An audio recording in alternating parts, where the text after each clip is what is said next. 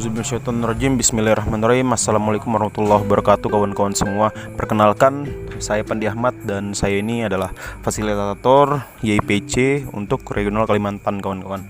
Kebetulan dapat tugas untuk menulis untuk Preaching of Peace atau POP yang berjudul Menjaga Tradisi Budaya Masyarakat Indonesia yang Beragam. Nah, kawan-kawan, dewasa ini saya sangat tertarik dengan bahasan-bahasan yang berbau filsafat dan sejarah. Salah satu yang kemudian kami baru temukan adalah bahwa Indonesia ini pada zaman es itu secara geografi atau kewilayahan menyatu dengan negara-negara seperti Brunei, Laos, Thailand, Singapura, Malaysia, dan lain-lain. Berdasarkan fakta sejarah ini kemudian memberikan pengabsahan, kawan-kawan, bahwa tradisi budaya masyarakat Indonesia sudahlah pasti beragam karena banyaknya wilayah dalam Indonesia, yaitu negara-negara lain gitu. Singkat cerita, beberapa kejadian seperti beberapa kejadian sejarah seperti kejadian ekologi, seperti meletusnya Gunung Krakatau, kejadian politik atau kolonialisasi, dan lain-lain, kemudian menghadirkan Indonesia seperti Indonesia yang sekarang ini, di mana terpecah kemudian dengan Malaysia, Singapura, dan lain-lain.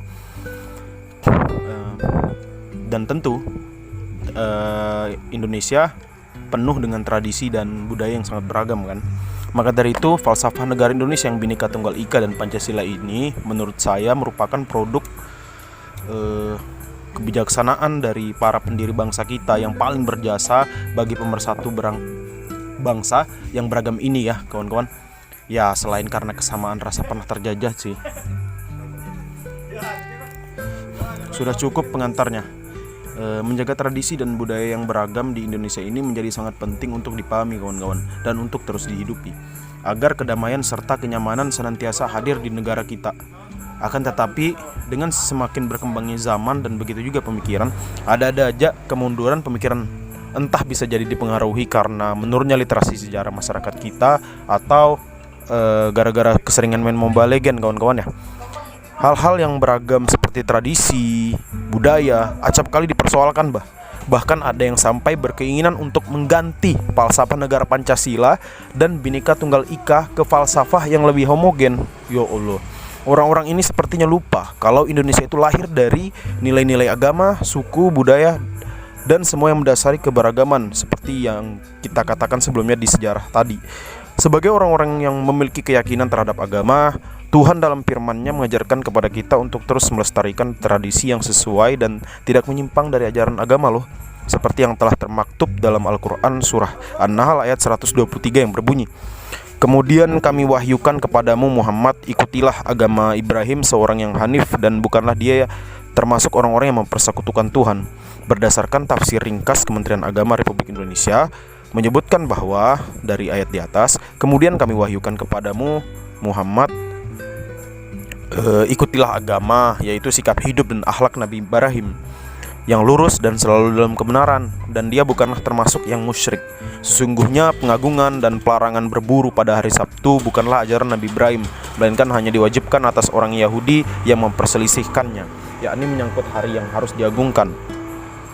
Dan sesungguhnya Tuhanmu yang maha memberi petunjuk dan keputusan pasti akan memberi keputusan di antara mereka pada hari kiamat terhadap apa yang telah mereka perselisihkan itu. Berdasarkan inilah saya merefleksikan bahwa menjaga tradisi ataupun budaya selama tidak menyimpang dari ajaran agama merupakan aktivitas yang diwajibkan. Sebagai contoh, budaya mengenakan kebaya dalam tradisi masyarakat Indonesia ini harus terus dijaga atau dilestarikan, kawan-kawan, entah dengan menggunakan hijab ataupun tanpa hijab. Ya, memang perdebatan mengenai batasan-batasan aurat pada wanita masih terjadi di antara para ulama. Akan tetapi melestarikan itu merupakan kewajiban kita sebagai masyarakat beragama dan masyarakat Indonesia yang berbudaya dong. Ya, menurut penulis juga perempuan-perempuan Indonesia ini begitu anggun dan cantik ketika mereka mengenakan kebaya, yang ketika mereka mengenakan pakaian itu perwujudan dari keanggunan Nusantara Indonesia yang berkebudayaan dan berkemajuan hadir dalam pesona yang merupakan hasil perpaduan antara perempuan Indonesia dan kebaya. Jadi jayalah tradisi Indonesia, jayalah perempuan Indonesia. Sekian teman-teman, wassalamualaikum warahmatullahi wabarakatuh. Indonesia.